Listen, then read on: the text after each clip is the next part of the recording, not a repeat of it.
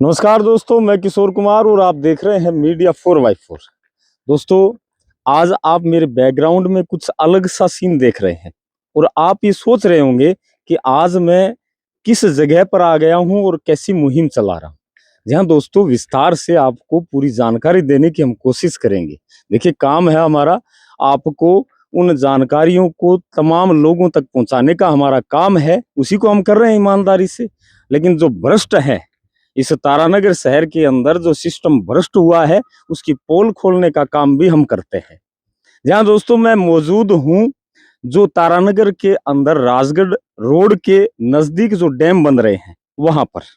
अब देखिए, पुराने डैम की बात करें तो बड़ा सुंदर बना हुआ है, अपने अस्तित्व में भी है। और उसी के करीब कुछ साल पहले एक डैम बनाया गया था। कैमरामैन से कहूंगा एक बार दिखाएं आप। इस डैम को खुदाई करके परिपूर्ण किया जा रहा था, लेकिन यहाँ इस डैम की वजह से शहर की रीढ़ की हड्डी कही जाने वाली रिको एरिया के अंदर खतरा पैदा हुआ। इस करके इसके लिए एप्लीकेशन दी गई, इसको बंद करवाया गया। अब देखिए, मजे की बात हम आपको बताएं, इसमें जो आग लगाने वाला पॉइंट है ना, वो आपके साथ साझा कर रहा हूँ। इतने बड़े डैम की आप अंदाजा लगाइए कितनी मिट्टी थी, वो मिट्टी कहाँ पर है। यदि आपको कहीं भी हमारे वीडियो के माध्यम से नजर आ रही हो तो आप जरूर बताइएगा। इस डैम की मिट्टी को सरेआम बेचा गया था और आज भी बिक रही है। उसी स्थान को भी हम आपको दिखाएंगे। देखिए, इस डैम को बंद कर दिया गया और उसके बाद इस खाली पड़े स्थान पर बारिश का पानी इकट्ठा हुआ। धीरे धीरे पानी का लेवल ऊंचा आया। ऊंचा आने से इस आसपास के क्षेत्र में सेम आनी शुरू हो गई।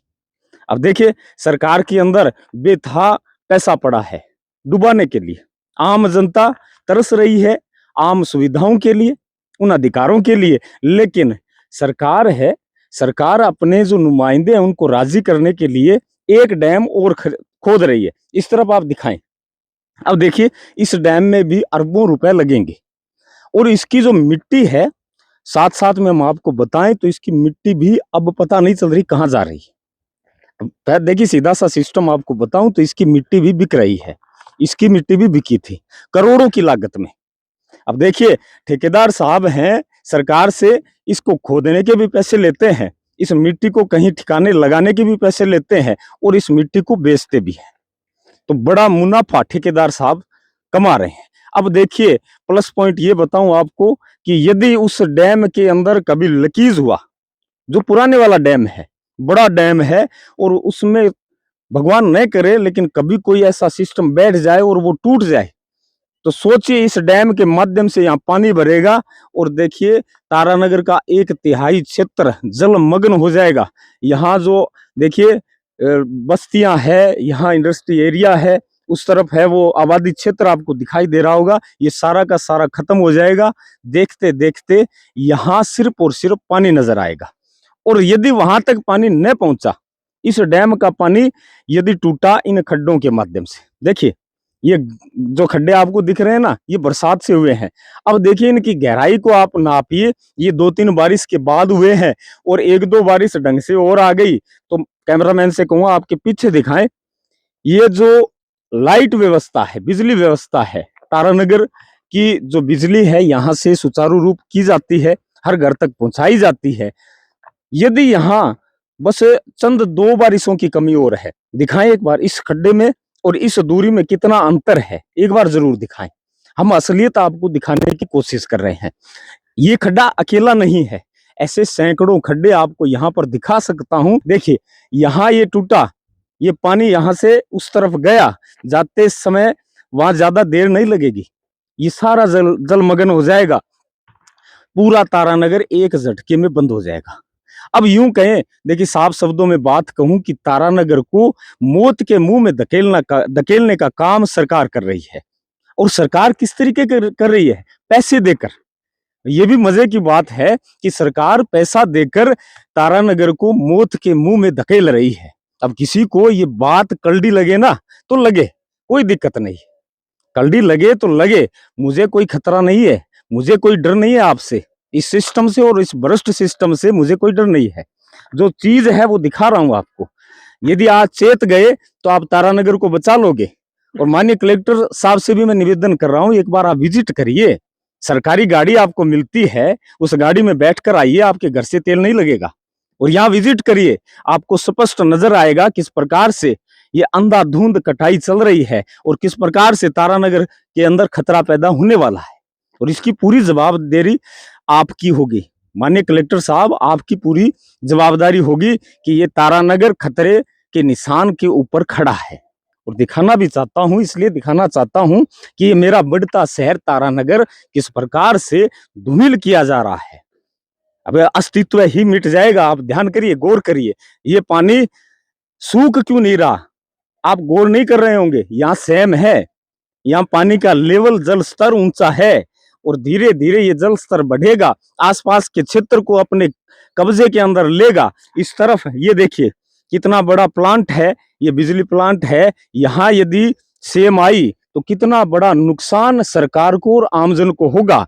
उस तरफ आप देखिए ये डैम बन रहा है, उसी डैम के अंदर ड्रोन शॉट के माध्यम से आप देखते रहिए, उसमें सेम आई हुई है। ठीक उसके आगे एक मुहिम हमने चलाई थी, जो कचरे के बारे में हमने मुहिम चलाई थी और वो सफल भी हुई थी। सफल इसलिए हुई थी क्योंकि आप सबने हमारा साथ दिया था। अब देखिए जनता एक होती है तो सरकार को झुकना पड़ता है। अब देखिए सभी तमाम तारानगर वासियों से, तारानगर के ग्रामीण क्षेत्र वासियों से भी मैं निवेदन कर रहा हूं, ये अकेले तारानगर शहर की दिक्कत नहीं है, आने वाला भविष्य शहर ही तय करता है। शहर की आर्थिक मजबूती इन चीजों से सुदृढ़ होती है और इनको हम कमजोर बनता देख रहे हैं और कुछ बोल नहीं रहे, तो हमसे निकम्मा आदमी इस धरती पर कोई नहीं है, जीने का हमें अधिकार ही नहीं है। अरे देखिए, बोलोगे नहीं तो काटे जाओगे, ये स्पष्ट है। और हम कटने के लिए नहीं आए, हमें अधिकार मिला है संविधान के अंदर। जो हमें मौलिक अधिकार मिले हैं वो तो सही ढंग से मिले।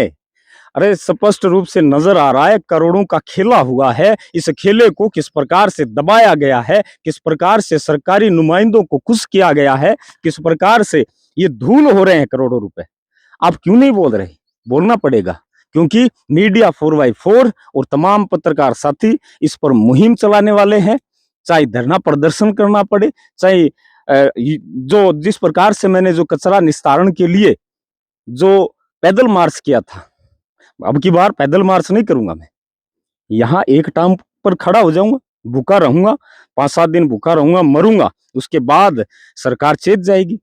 और पत्रकार जब खड़ा होता है तो आप सोचिए, देश का चौथा स्तंभ घुटनों पर है। मैं नहीं चाहता कि इस प्रकार से आपकी छवि धूमिल हो। इस वीडियो को आम जन तक आप पहुंचाएंगे, उन तमाम लोगों को ये जानकारी जरूर देंगे कि किस प्रकार से अंधाधुंध कमाई लोग कर रहे हैं। दोस्तों, चूरू जिले की सबसे बड़ी ग्वार गम की फैक्ट्री है जो पलायन को मजबूर है। इसलिए मजबूर है क्योंकि यहाँ पर जल स्तर बढ़ रहा है, करोड़ों की लागत से यहाँ सेट की गई मशीनें खत्म होगी। इसी डर से यहाँ के जो व्यापारी गण है वो धीरे धीरे पलायन कर रहे हैं। बहुत सी ऐसी फैक्ट्रियां हैं, बहुत सी ऐसी दवाइयों की कंपनियां भी हैं, फैक्ट्रियां हैं जो मजबूर हो रही हैं कि भी तारानगर का प्रशासन जाग नहीं रहा। यहाँ की ढीली व्यवस्था हमें मजबूर कर रही है कि तारानगर क्षेत्र को हम छोड़ दें। अब आप सोच रहे होंगे कि यदि रिको एरिया खत्म हो जाए तो तारानगर में पोल्यूशन और ये जो सिस्टम है खत्म हो जाए तो बढ़िया हो जाएगा। आप मूर्खता कर रहे हैं। अरे इन फैक्ट्रियों से यहाँ तारानगर वासियों को, कितने लोगों को रोजगार मिल रहा है, ये चीज भी आप गौर किए। एक फैक्ट्री के अंदर मिनिमम आप कहें तो 70 से 80 लोग काम करते हैं। यहाँ पर बात करूं तो लगभग फैक्ट्रियां होंगी शायद 25, 30, 40 के लगभग हैं। अब अंदाजा लगाइए, 1000 से ज्यादा यहाँ मजदूर काम करते हैं, उनका रोजगार छिन जाएगा। और देखिए, ग्वारगम की सबसे बड़ी फैक्ट्री चूरू जिले की अब धीरे धीरे पलायन को मजबूर है। अब देखिए इसमें कमी आप किसकी मानते हैं? एक बार मैसेज के माध्यम से आप बताएं।